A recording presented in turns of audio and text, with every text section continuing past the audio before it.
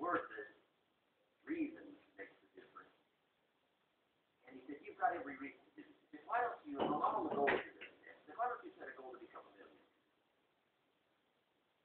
A millionaire. This is America. All the possibilities are available. Why don't you set a goal to become a millionaire? There's kind of a nice ring to it. Enough zeros to impress your accountant. And he said, here's why. Now I thought, the man doesn't need to teach me why. I'm thinking, wouldn't it be great to have $1 million? He said, no, that's not it. Here's why. Now, I had one of the greatest lessons I ever learned, and I'm about to share it with you. This is the worst price of being here today. You can capture what I'm about to share with you. Babysitter fees, whatever else you pay. Some of you missed some sales today to feed your little costly day. But what I'm about to share with you changed my whole life. Here's what Mr. Schultz said. Set a goal to become a millionaire. And he said, here's why. For what it will make of you to achieve it. I got one of the greatest classes in one I've ever received in my life. Set a goal that will make you small. For what it will make of you to achieve it. What a brand new reason for setting goals. What an all-encompassing challenge to have a better vision of the future. But for to see what it will make of you to achieve it. And here's why. The greatest value in life is not what you get. The greatest value in life is what you become. Major question to ask on the job. Not, what am I getting here? That's not the major question. Major question to ask is, what am I becoming here? Not what you get that makes you valuable, it's what you become that makes you valuable. So Joe said, set a goal to become a millionaire. For what it will make of you to achieve it. Then he said, when you finally have become a millionaire, now he said, what's important is not the money. I thought, wow, I've got some more to learn. He said, no, Mr. Ron, I'm telling you honestly, you could just give the money away. Now, I did better than that, right? I told you. I lost it all. I'm rich by the time I'm 31. I'm a millionaire. I'm broke by the time I'm 33. So I didn't have to give it all away. I lost it all. Foolish mistakes I made. I'm a farm boy from Idaho. That early money drove me bonkers. I used to say, how many colors does this come in? I'll buy them all. I went crazy. That first money, I just went crazy. And then I made that one foolish mistake, right? Continuing guarantee. I mean, I'm so naive off the farm. I don't know, continuing me. And a few other mistakes. And by the time I'm 33, I'm broke. Now I've made one. But what an experience that was. And I'm telling you, the man was right. When I finally was broke at age 33, guess what I discovered? My money did not mean that much. It represented only a fraction of all my assets. Joe said, once you become a millionaire, Mr. Rowe, you can give all the money away.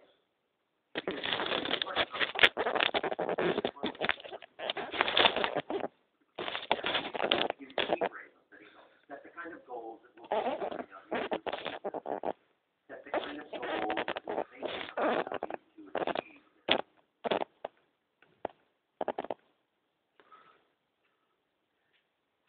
Always keep that in mind. What will this make of me? If I set this goal and go for it, not only will I achieve it, but what will it make of me in the process? What a whole new concept I'm setting goals. Now, there's two parts to this, and we're wrapping up goals. Here's the first part now, this goal setting, for what you become. Number one, don't set your goals too low.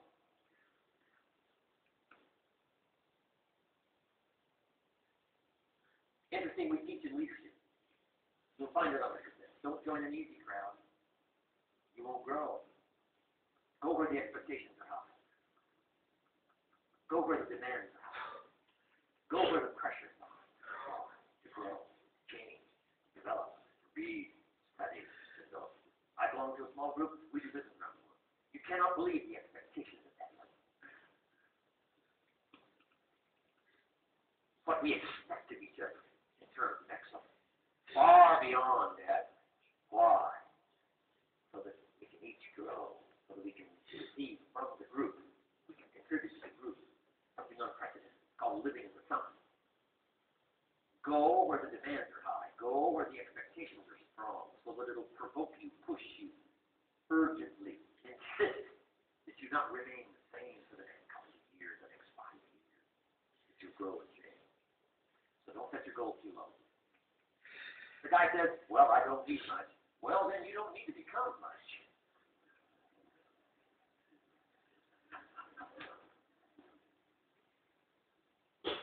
Now, here's the last part on setting goals. Don't compromise. Don't sell out. There were some things I went for back in those early years that I paid too big a price for. If I'd have known how much it was going to cost me, I never would have paid, but I didn't know. Don't sell out. Ancient phrase is count cost, count cost, count cost. An ancient story says Judas got the money. You say, well, that's a success story. No.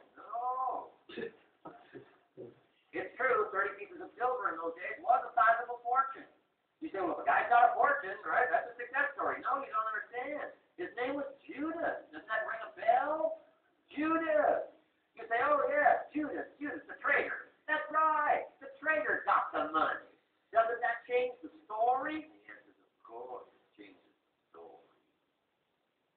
Interestingly enough, after Judas gets the money from becoming a traitor, got the money in his hot little hand, and now he's unhappy.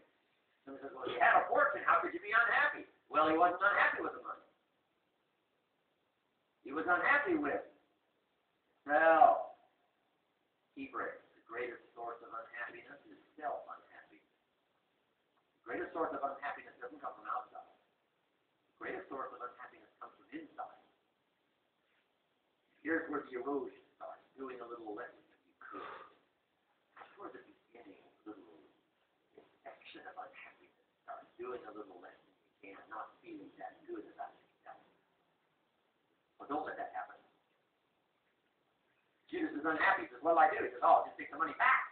Walked in where he got the money and said, here, take this money. I'm unhappy. They said, heck with you, Judas. We got what we wanted. You got what you wanted. Out. They threw him out with his money.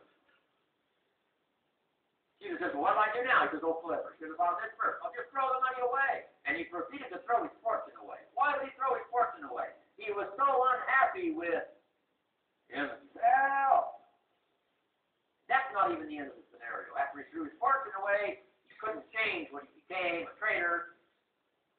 And now, in total, abject frustration, he goes out and hangs his worthless self. Worthless self. That's all traitors should do. They don't keep money. Why such a tragic end? Because he was so unhappy with self. Sold out, paid too big a price. Ancient script sums it all up. Said, what if you gained the whole world? And it cost you your soul too big a price to pay. You got the whole world. Don't sell out.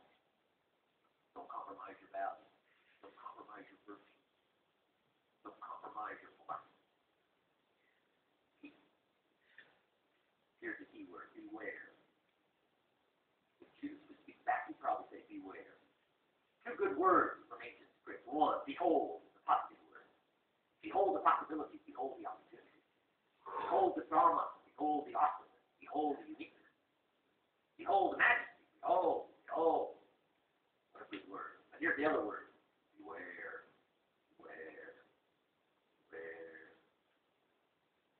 Don't sell out. Mark well what you become and pursue what you want. I'm inspiring you, hopefully, to set the kind of goals that will transform your life. Make you far better than you are, far stronger than you are. Okay. Is this good advice? That's good stuff. I should have taken you in. Fabulous.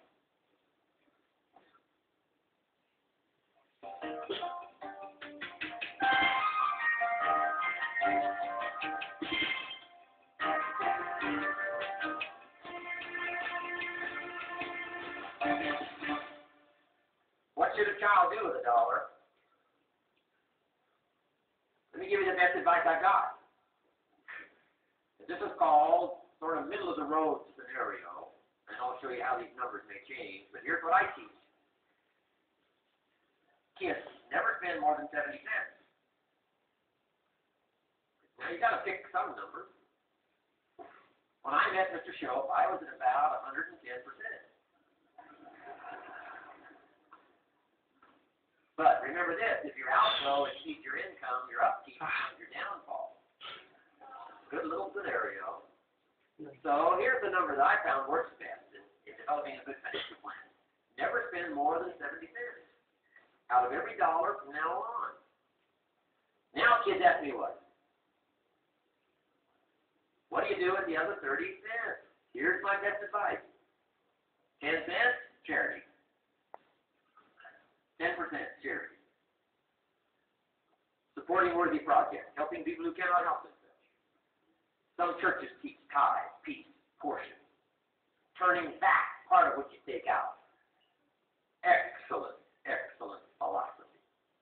But that 10% is. And nothing teaches children responsibility and character better than generosity. No school, no class, no teacher can teach character better than the simple act of generosity. 10 cents out of every dollar. Now you can pick your own number. I'm just giving you my best scenario. Now the time to start this is when the amounts are small. Easy to give a dime out of a dollar. I'm telling you, kids will give you 10 cents out of every dollar. It's part of their philosophy. If you sell them on it. And that's the time to start when it's easy, 10 cents out of a dollar. A little harder to give 100,000 out of a million. Some says, oh, if I had $1 million, I'd give 100,000. I'm not that sure. We better start you early when the amounts are small, so it'll all be set in when the big amounts start to come. Okay. So 10 cents for charity. The next 10 cents I call active capital. Capital means private